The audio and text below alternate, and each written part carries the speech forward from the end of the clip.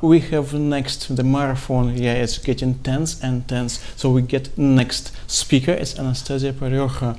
She's just here with us, which is much nicer, isn't it? Anastasia, you got some kind of funny presentation which says how to do SEO without SEO specialist. Well, I'm not asking questions. Questions will be at the end. Okay, it's all yours. Okay, hi guys. My name is Anastasia Parokha, and I'm a Chief Marketing Officer at Unplug. This is a plagiarism detection software, and this is a startup. And today I'm going to speak about how to do SEO without an SEO specialist. And the remark I would like to make at the very beginning is that if you have a huge website, if you have an e-commerce website, or if you have a portal, unfortunately this is not going to work for you.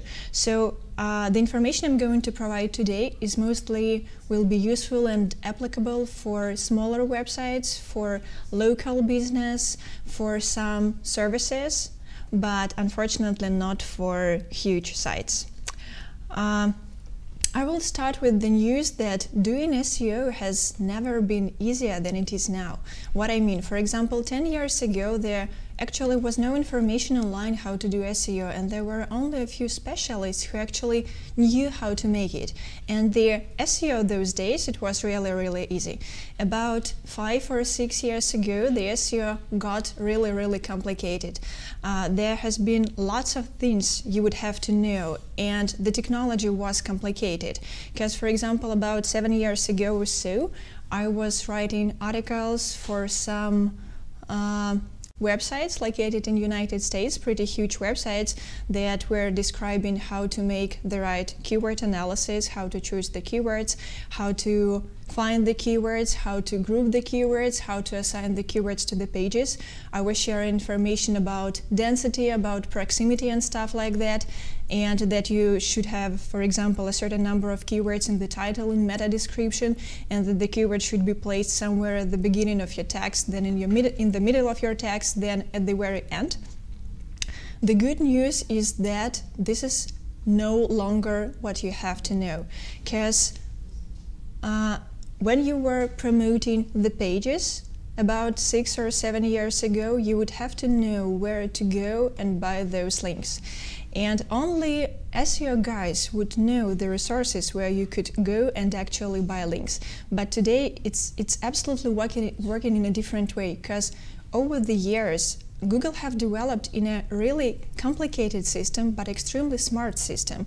And what's great about it is that Google actually don't like SEO guys, because SEO guys do not pay for they do not buy advertising. And the companies that work with SEO guys, they also often don't buy advertising, but they rather pay money to the SEO guys to show up in their first positions in the search engines. And I have a feeling that all those changes that Google have been making over the years, they actually have been made only to stop SEO guys. Well, maybe this sounds funny, but for example, there were lots of people who were actually taking care about their websites 5 and 6 years ago, and that's why they have turned to SEO guys, so that they start promotion for them. And there were lots of people who actually didn't care about their sites and were doing nothing. And those companies that were ordering SEO, they had much better content. And when Google have started introducing its algorithms like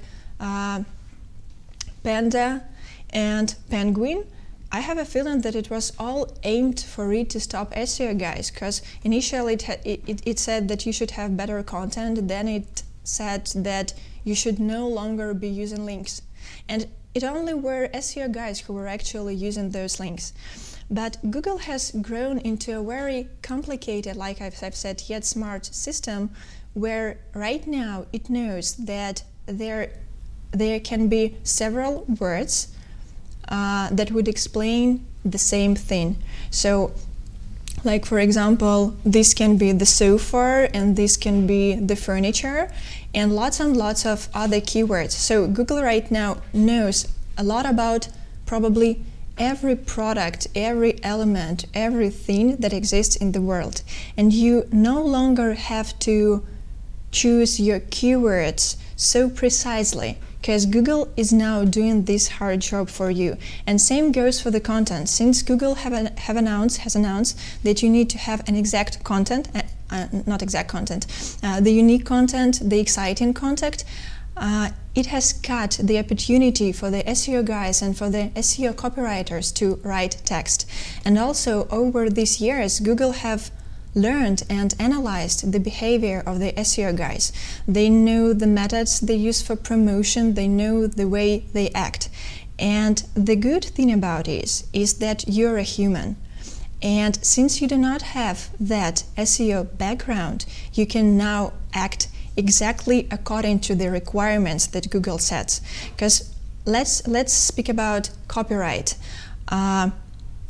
If you have ordered any text about 6 or 7 years ago, you would know that the texts were pretty specific. They had a certain number of keywords inside.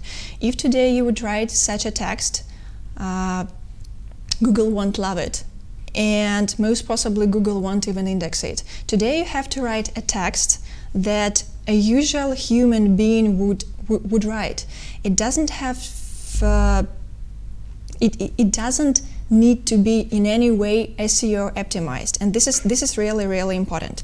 So without all those SEO background, acting like a human, you now can promote your website and got great position. So what you actually have to do is create some buzz in the internet and make it and spread it. Right now I'm having the picture of the grandma from an old Soviet movie. And why I'm featuring the grandmother here? You know, for example, how the old people would actually spread information. When one lady comes to another lady, they actually share some news, they share some buzz, and they would go to another lady and spread the news. And all this is happening organically. All this is happening organically, and this is what most important. In the online, it works exactly the same. For Google to pay attention to you, you have to make buzz, and you need to make this buzz organically. And actually, to make this buzz, you don't need to have an SEO specialist. An SEO specialist is extremely important for the on-page optimization. Like I have said, in case you're having an e-commerce website and you need pages linked in a certain way, and you need to prepare related products, and you need to arrange search in the right way. But when we're speaking about offline site optimization and getting links and stuff like that, all you actually need to make is buzz. Previously, about 5 or 6 years ago, we have actually been speaking about links, and it was enough to just go ahead and buy 100 links or 1,000 links or a few thousand links, depending on the website we wanted to promote, and it would get to top positions. Right now, it's not working like this, because Google doesn't actually like links. However, you can still create the buzz, and it's most important to create those buzz. Right now, Google is taking into account the citations, the mentions, some kind of co-associations when your brand is associated with a certain product or with a certain service, or just with a certain keywords that people are actually using online when they speak about your brand. And all this is Google now taking into account. So actually, you do not have to build links. I mean, you still can build links, but the links are not so important. But it's also it's really important to take into account that every link you build at the moment, Google can consider it a bad link. So it's really important to create citations and to create mentions, and you do not really need an SEO person to make it. And when you're creating this buzz online, it's very important to understand that Google knows what's a natural buzz and what's an unnatural buzz. The example of a natural buzz is when the new service is launched online, and then suddenly during the next months there are, I'm not sure, 20,000, 100 mentions that appear online, and all of them link to the homepage of this newly launched service. This is not organic, because people can't promote really in this way. The other situation can be where Google can't actually define whether this is an organic or not organic. For example, there's a girl Anastasia, who's actually interested in technologies, in SEO services, in marketing and stuff like that. And suddenly on some website she leaves a comment about lingerie. And this is really would be a surprise for Google, because based on my previous behavior that Google is actually tracking based on my IP address and my computer, on my on the websites that I would usually visit on my interest, this is not a natural behavior for me. And then Google might think, well, probably this is a great lingerie, or maybe someone has paid Anastasia to make this link or to make this mention or to make this comment. And so if lots of people start commenting about the product or about the service they have never been commenting about, this might look dangerous, because all of us, we have certain interests tied to us by Google that you can actually find in your profile. And by means of this, Google can actually track whether this service or the product is being promoted organically or not organically. And you should also take into account that when we speak about brands, well-known brands, the way they promote online is quite different. For example, if Nike is launching some kind of a video or creative, or they're launching a new product, it's okay for Nike if on the next day there are thousands of comments, of mentions, of photos related to this product. This is organic. If, for example, Apple is going to launch some new products and there are thousands and thousands links coming up on the next day's reviews, people chatting, speaking, mentioning, this is okay for Apple brand, but it is not okay for your service, especially not okay for the local service. Before launching any product, for the Google to know that you're behaving organically and that you do not have any bad intentions, it's just recommended to act like you're doing the usual marketing. So when you plan launching a new product or a new service or some offline store or anything like that, you should actually make some mentions before the product launches. You should contact a few of your friends to leave these mentions. You can probably contact some journalists. You can write some assignments in the blog, but you should make Google ready that you are going to post this information. And this is going to be organic. Then once you have your product launch, like I have said initially, you have created the buzz. There are several ways for you to create the buzz that will look organic. The first, of course, are social networks. Google can right now track the behavior of people. And the social networks is one of those great signals for any search engine, how actually people take your product and what they think about your product.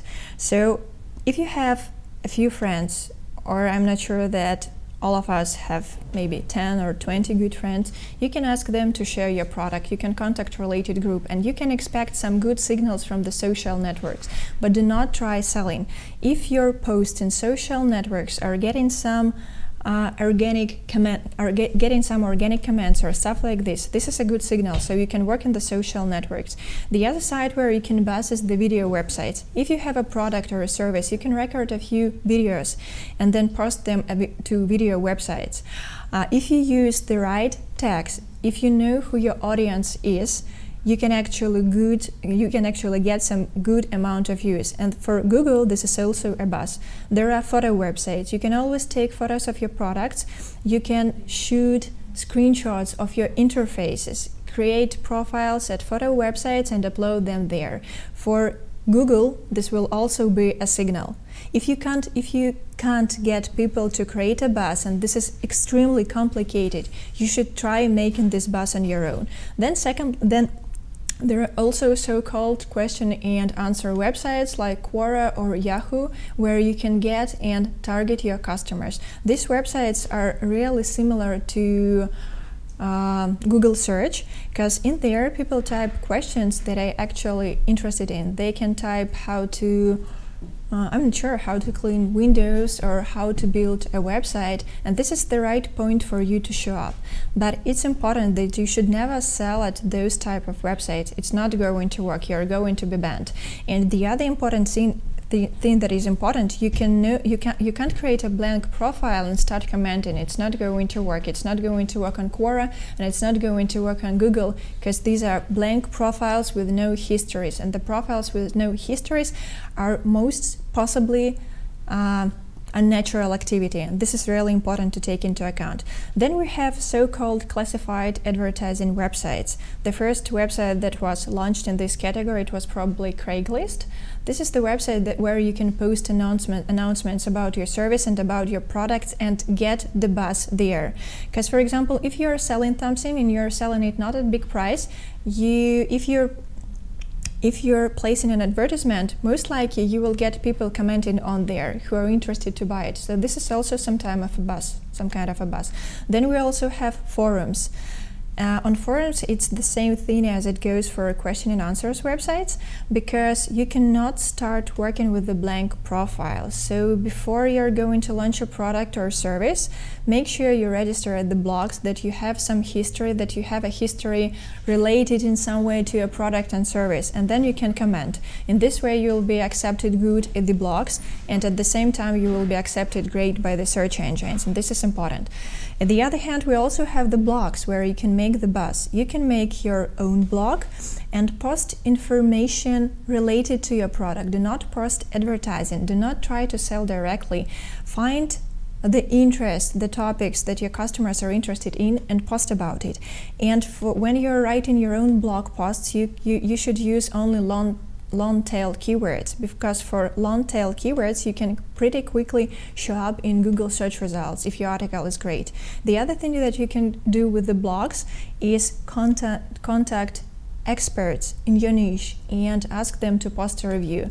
This is not easy, because if you have a paid product, most people would ask you to pay for the review. However, there are some people that you can actually find that will make those reviews for free, that are actually interested in your product. And also another thing about blog is that you can write comments, making buzz at the same time. You can find in Google, you can find previous articles written about the same products. Go find those articles and leave comments, or contact the blog authors and ask them to add your product to the list, to the article that they have on website. Then presently, for the last 4 or 5 years, there has been a great number of aggregator sites that are growing. That sites, they combine information from different resources. So presently, for example, I'm arranging an expo in Berlin. We are participating there, and I had to find someone who would do the stand construction,